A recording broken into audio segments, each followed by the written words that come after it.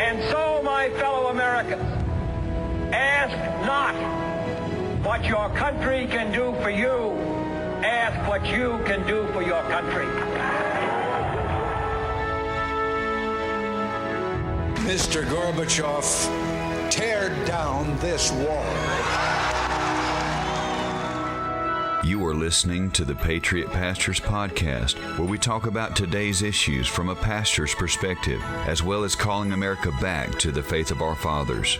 Without God, democracy will not and cannot long endure. We ever forget that we're one nation under God, then we will be a nation gone under.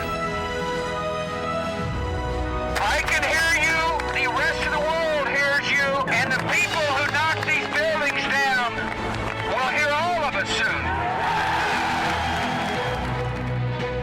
Here's your host, Wade Lentz and Harold Smith.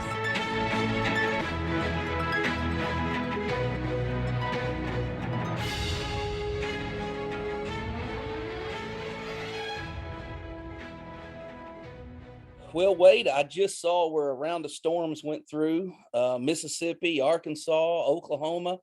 As a two-time tornado survivor, you okay? We are good. Good. No tornadoes this time. No tornadoes this time. But my soul, it is cold now. We went from summer to winter in one night. It's crazy. I had to pull out my old flannel shirt this morning. I was getting all excited about gardening, and now they're saying frost tonight. You know, and I'm thinking, what? So right. It's still within the realm of possibility, but to go from 70 to 32, that's quite a temp swing. It is. It is. That's why so many people are sick. Well, how about this? Have you heard that they had the Oscars last week? Oscars, is that the Sesame Street character? No, the bologna sandwich, Oscar Mayer. Oh, Oscar Mayer. Yes, I heard about the Oscars. I heard about what happened at the Oscars. I could say that. It was a slap that was heard around the world. Yeah. Well, who won Best Picture? I can't tell you. Me either. Who cares? That's kind of what we want to talk about today. Yeah, and really.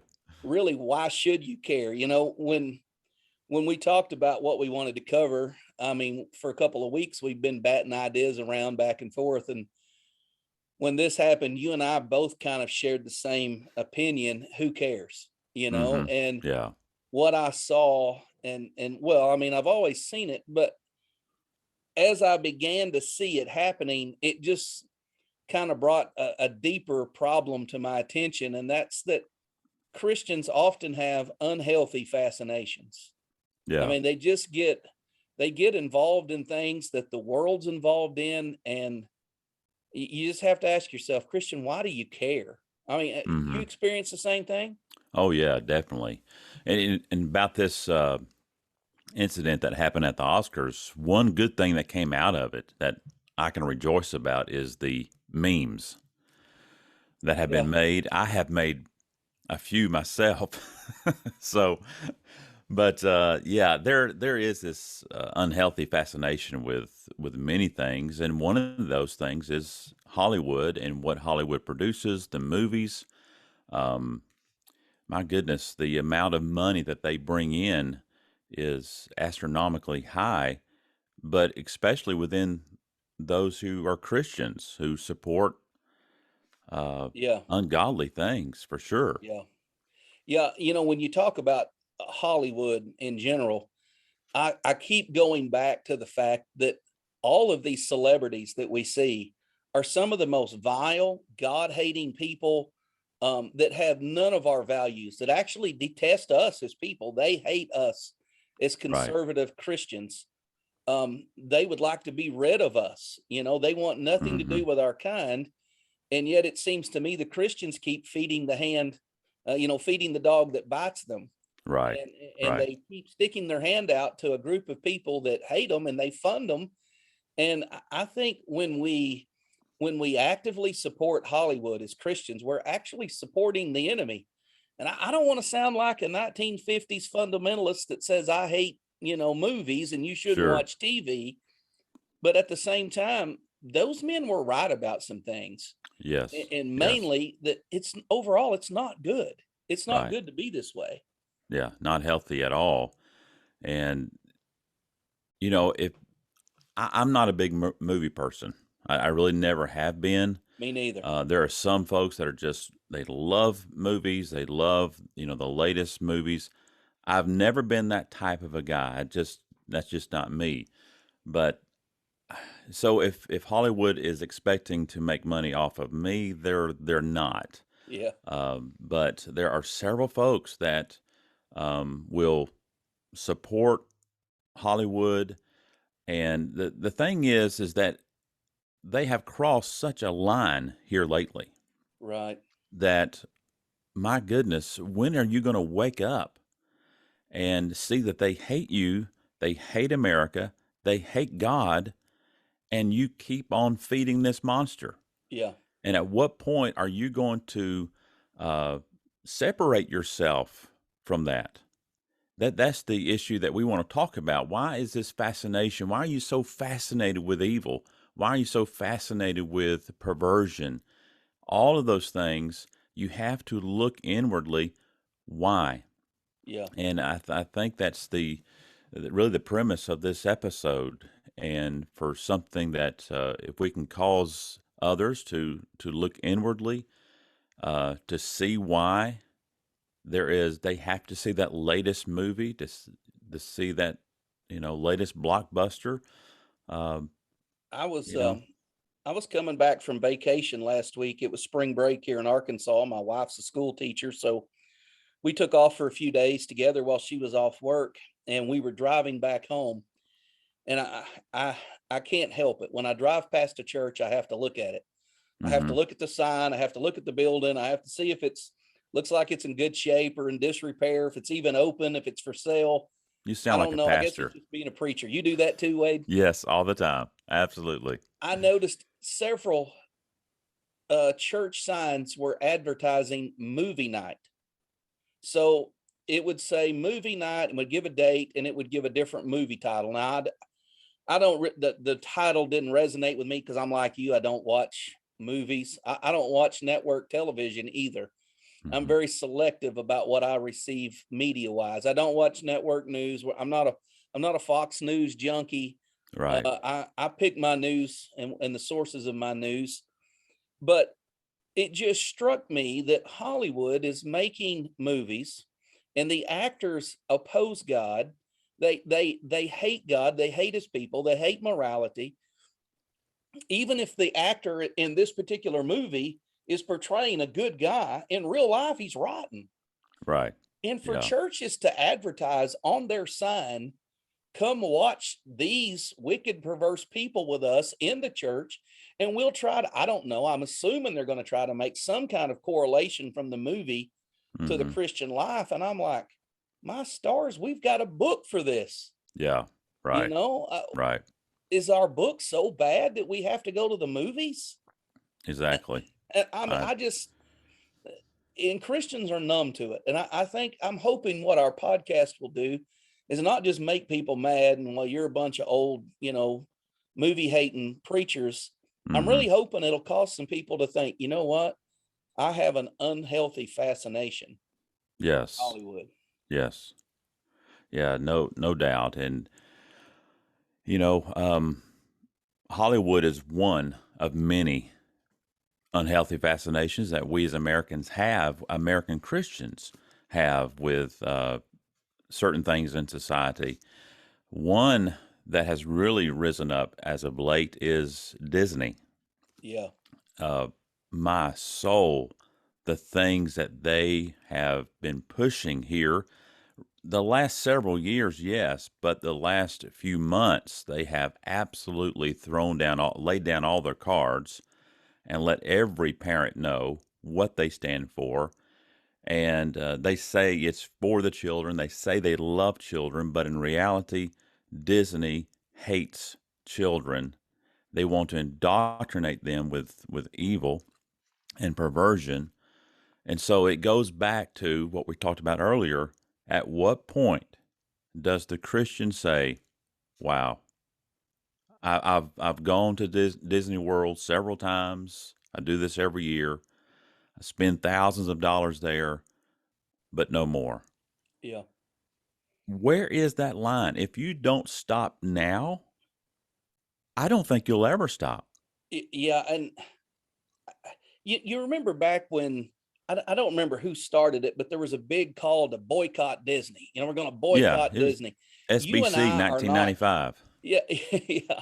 Yeah. You and I are not saying boycott Disney. But what we're saying is, Christian, you need to make some serious decisions about where you spend your time, and more importantly, where you spend your money and what your Yes. kids are going to watch. Right. I'm Right. not saying Mickey Mouse is evil, Right. but we've come a long ways from Bambi and Lady and the Tramp. Mm-hmm.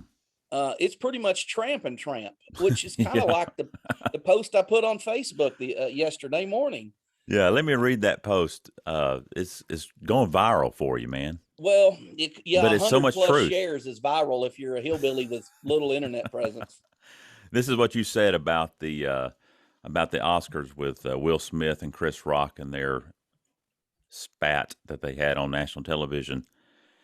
Siding with the right celebrity in a Hollywood drama is about like deciding which side of the toilet bowl is best to drink from. Yeah. It's pretty good. If Pretty you good. watch the whole clip, though, Wade, everybody was talking about how great it was that Will Smith stood up for his wife with, whatever medical problem she has, and wasn't going to let it be a joke. But then he turns around and drops 2 F-bombs and Yeah. talking back to Chris Rock, who Chris Rock is notorious for a filthy mouth and, Sure. and just lewd jokes. Right. And Right. so you're talking about 2 people here that have none of your values, and you're going to tell your daughter this is the kind of man you want standing up for you when he and his wife are in an open relationship where they sleep with multiple partners and remain married. Yeah. Yeah. This is still the same cesspool. It's still the same. It's the same toilet. Absolutely. Yeah. It's so stupid how hypocritical really the whole scenario was with Will Smith and Chris Rock, and a lot of people thought it was staged, and I did at first, but when I watched it over and over again, I'm like, no, there's no way it was staged. It was real. He slapped the fool out of that guy. But here's the thing: it benefited both of them financially. It Yeah. benefited both of them and their work. They both now have. I mean, in Hollywood, no publicity is bad publicity. Mm-hmm. I saw a statistic where Chris Rock's on a comedy tour. He's a comedian on top of being an actor. Tickets for his comedy show averaged $41 prior to this slap. They're now near $350 on average. Yeah, I saw that this morning that some of the tickets, the last remaining tickets, were going over $1,000. Yeah. Crazy. So yeah, it did make his. Let's go back to the Disney thing. Do you know who keeps Disney in business when school's in session? Homeschoolers. They prefer Yeah. to go to Disney World in what is called the off season when everybody else is in school. Mm, The large majority of homeschoolers are homeschooling for Christian moral principles. And they want to go and see Goofy and Donald Duck, and they want to go and see Yeah. Mickey Mouse, but they don't realize when they vacation there for a week and eat there for a week and buy souvenirs for a week, they're pumping thousands of dollars into a system that I believe, as you pointed out on social media the other day, has now got a bisexual kid mhm. hosting what was it, the Owl Club? Yeah, I don't recall, but it's But why would you spend money in Disney World? And look, as a kid, I've been to Disney World twice. I've been to Epcot Center. I've been to Planet Hollywood. I've been to Universal Studios, both in Hollywood and in Florida. I've been to Disneyland, but I don't go back. yeah, right. And I'm not saying you have to boycott. I'm just saying, are you fascinated with some things that you probably shouldn't be as a Christian? I mean, I just want Sure, people to think sure. seriously about this.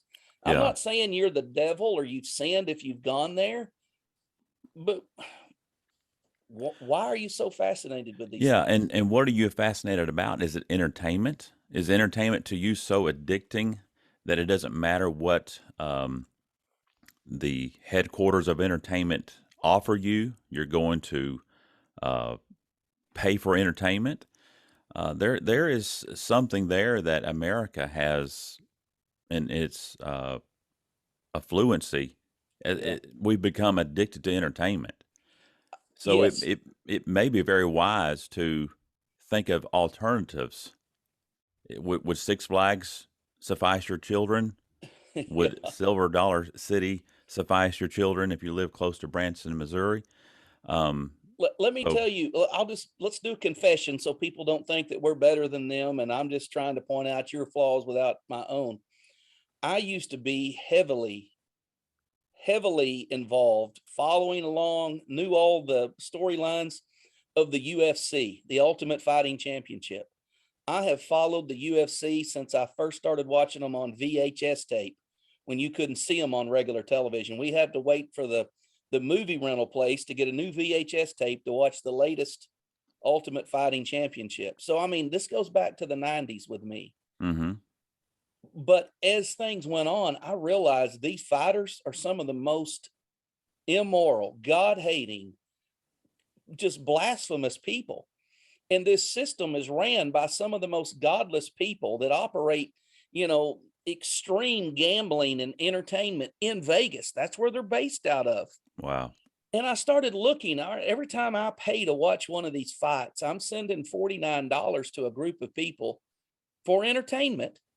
Mm-hmm. And I'm not saying it's wrong for you to do it, but it became convicting to me that I was like, Harold, there's nothing wrong with the UFC in and of itself, but I have an unhealthy fascination with it. Yeah. If right. I don't get to watch the fight, I'm getting up early Sunday morning before I prepare my sermon, and I'm wanting to see who won the fight. I'm wanting to see if he got knocked out. I'm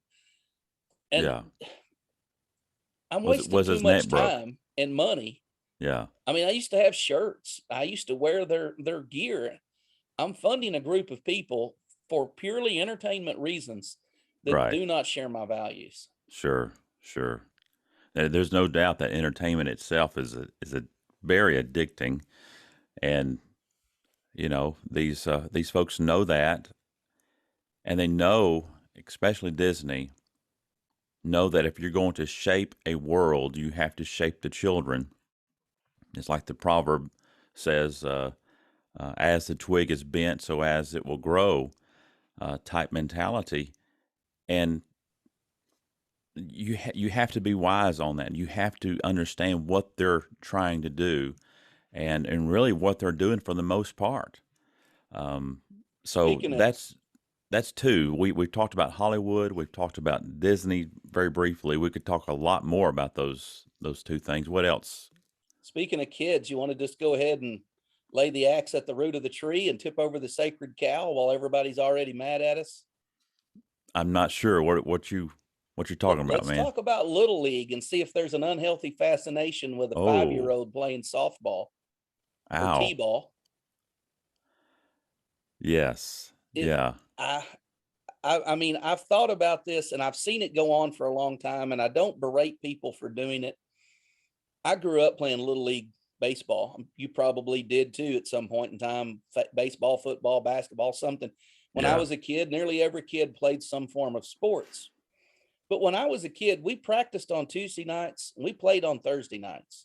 Mm-hmm. Sometimes we would play on Saturdays. But that was it. Right. We'd have a tournament at the end of our season. It would start Thursday or Friday and go through Saturday, and the season was over and we were done with sports. That's not the way Little League works today. They practice 3 days a week, play 2 days a week, and then you have travel ball, where the best of these kids get on teams, and every weekend they're out of town playing ball. Yes. Yeah. It's you crazy. Throw together 3 or 4 siblings that are involved in this, you're living your life at a sports complex for Little League baseball or soccer or whatever. Right. That has become an unhealthy fascination for a lot of parents and a lot of kids. Yes. Yeah, I'm like you. I did play baseball up until I was about 15 years old. And we did not play typically on any Sunday. I mean, there was never even the option to play on Sunday. It was always practice during the week and then you play during the week. But now uh, there is the travel ball where these parents will take children all over the South, wherever they live, and play ball. And not only for baseball, but softball, basketball, you name it. They have this real big travel league that's an option to them, and coaches are, especially high school coaches, really want the parents to get their children involved because it causes them to be better athletes. Right. The more you play. So, but my soul, man, yeah, what an addicting thing that we have seen as pastors for Well, church members to get involved into this, and you see it. They're drifting away from the church. They're drifting away, and it's not it, healthy at all. well, Not good. here's the hard part of that. And when you tell someone, hey, look, you have an unhealthy fascination with your 12-year-old daughter playing softball. You're missing church. Here's the pushback you're going to hear. Well, I'm going to put my family before the church. Hmm. That's what you always hear. Well, my family comes first. Well, let Yeah. me ask you a question. What about your family has to include softball? And Right. the answer is nothing. That's an elective that you've chosen to do. Now, what about your family includes church? Because the Bible says that Christians are together when the saints gather. We're expected to worship the Lord together. As Christians, we have a mandate from God that we meet with the saints. We take that so serious that we're willing to be lowered into a lion's den to worship our God as prescribed. We're willing to Right. be thrown into a fiery furnace. We're willing to be put into an arena and be killed by wild beasts and gladiators. We're willing to risk a COVID virus and our own death by lung disease in order to meet. Mm-hmm. And then when we tell our kids, oh no, for the next 3 months, softball's more important. You haven't put your family first. You've put God last. Yeah. Yeah. Right. And Yeah. you can't make this if you elect to go do something. Let's just flip it around. I like to hunt and fish. What if I take off all of hunting season and take my family hunting? Would Mm-hmm. you say that I was putting my family first or hunting first? You'd say Right. you're putting your hunting first. Well, so it's true with you who puts softball and call it family. And I'll just be honest. If your idea of family time is sitting at a sports complex with 20 other families, that's not family time. When you Right. gather at church with 20 other families, you have one thing in common, the Lord Jesus Christ. When you gather at a sports complex, you have one thing in common, a ball. Yeah. At church, you're going to be surrounded by people who have your biblical views. At a ball field, you're going to be surrounded by all sorts of unruly parents with unhealthy fascinations, with unhealthy addictions. This is not a holy place to raise your kids for a summer. But Harold, I mean, isn't it team sports builds character, Yeah, right? it Uh, it I mean, does.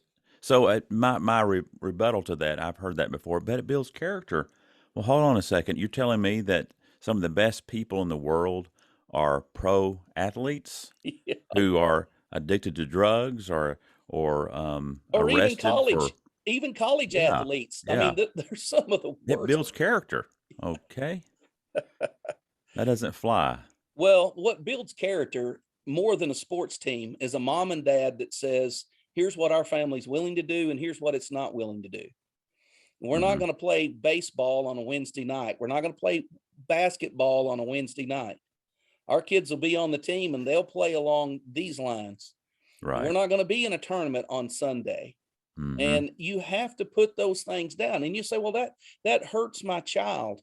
No, that establishes within your child what really builds character. It's a mom and a dad that have the Lord Jesus Christ first in their heart.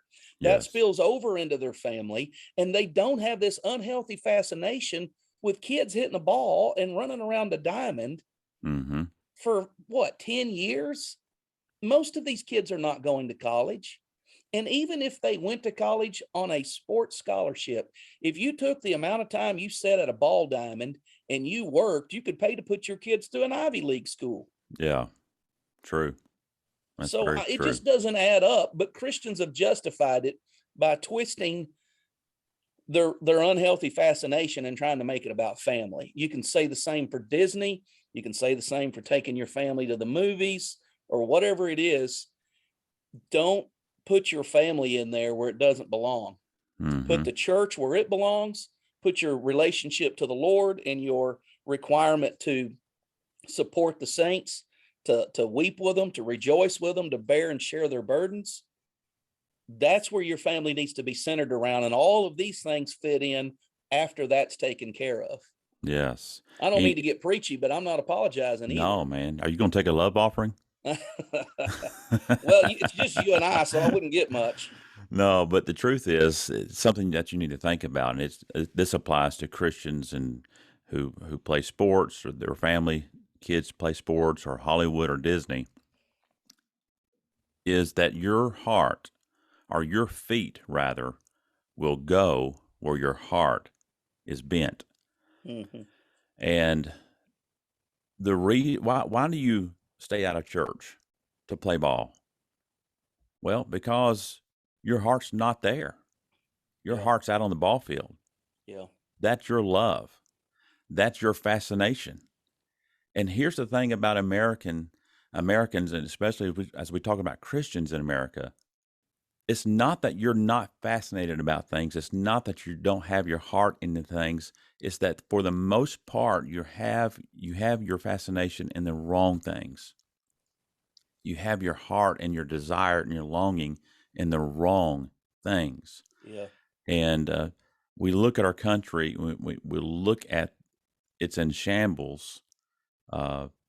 We can just easily say that.